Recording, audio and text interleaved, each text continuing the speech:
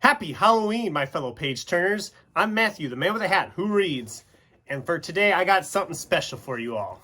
One of my Halloween traditions is that I always, every year on Halloween, read Edgar Allan Poe's The Raven.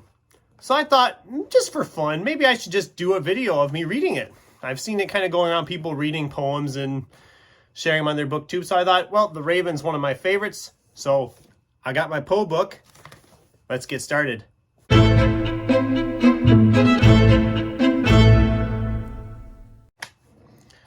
The Raven by Edgar Allan Poe. Once upon a midnight dreary, while I pondered weak and weary over many a quaint and curious volume of forgotten lore, and while I nodded, nearly napping, suddenly there came a tapping, as of someone gently rapping at my chamber door. "'Tis some visitor," I muttered, tapping at my chamber door. "Only this, and nothing more." Ah, distinctly I remember, it was in the bleak December, and each separate dying ember wrought its ghost upon the floor. Eagerly I wished the morrow, vainly I had sought to borrow from my books surcease of sorrow, sorrow for the lost Lenore, for the rare and radiant maiden whom the angels name Lenore, nameless here forevermore.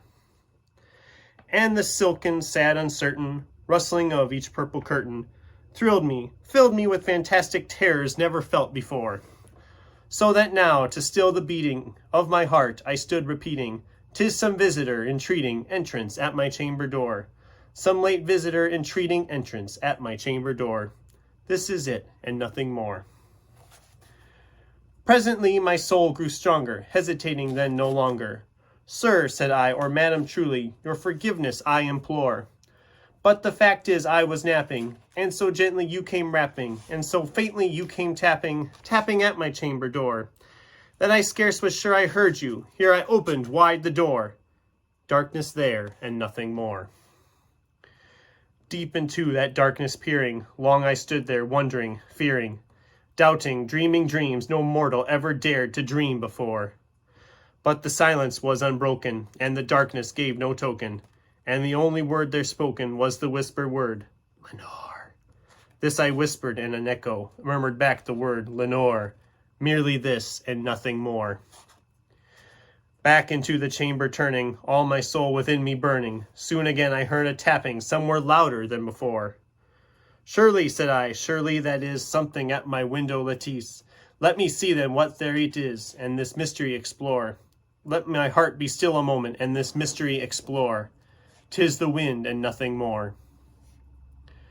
Open here I flung the shutter, when with many a flirt and flutter, in there stepped a stately raven of the saintly days of yore. Not the least obeisance made he, not a minute stopped or stayed he, but with mien of lord or lady, perched above my chamber door. Perched upon a bust of Pallas, just above my chamber door. Perched and sat, and nothing more. Then this ebony bird beguiling my said fancy into smiling, by the grave and stern decorum of the countenance it wore. "Though thy crest be shorn and shaven, thou," I said, "art sure no craven, ghastly grim, an ancient raven, wandering from the nightly shore. Tell me what thy lordly name is on the night's Plutonian shore." Quoth the raven, "Nevermore." Much I marveled this ungainly fowl to hear discourse so plainly, though its answer little meaning, little relevancy bore.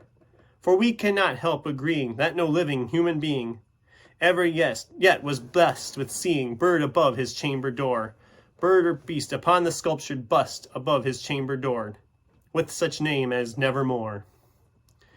But the raven, sitting lonely on the placid bust, spoke only that one word, as if his soul and that one word he did outpour. Nothing farther than he uttered, not a feather than he fluttered, till I scarcely more than muttered, "Other friends have flown before. On the morrow he will leave me, as my hopes have flown before." Then the bird said, "Nevermore." Startled at the stillness broken by reply so aptly spoken, "Doubtless," said I, "when it utters is its only stock and store, caught from some unhappy master, whom unmerciful disaster followed fast and followed faster, till his songs one burden bore, till the dirges of his hope that melancholy burden bore, of never, nevermore." But the raven still beguiling my sad fancy into smiling, straight I wheeled a cushioned seat in front of bird and bust and door.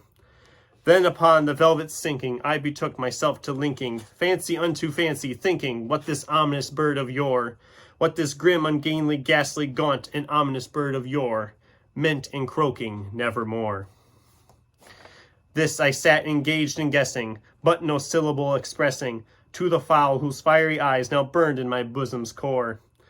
This and more I sat divining, with my head at ease reclining on the cushion's velvet lining that the lamplight gloated o'er, but whose velvet violet lining with the lamplight gloating o'er she shall press, nevermore. Then methought the air grew denser, perfumed from an unseen censer, swung by seraphim whose footfalls tinkled on the tufted floor. Wretch, I cried, thy God hath lent thee, by these angels he hath sent thee, respite, respite, and nepenthe from thy memories of Lenore.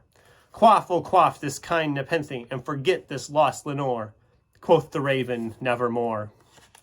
Prophet, said I, thing of evil, prophet still if bird or devil, whether tempter sent or whether tempest tossed thee here ashore.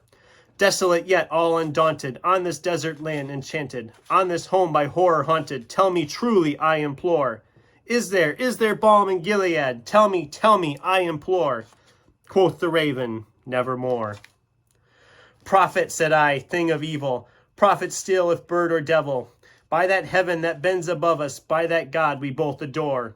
Tell this soul with sorrow laden, if within the distant Aidenn it shall clasp a sainted maiden whom the angels named Lenore. Clasp a rare and radiant maiden whom the angels named Lenore. Quoth the raven, nevermore. Be that word our sign of parting, bird or fiend, I shrieked, upstarting. Get thee back into the tempest and the nice Plutonian shore. Leave no black plume as a token of that lie thy soul hath spoken. Leave my loneliness unbroken, quit the bust above my door.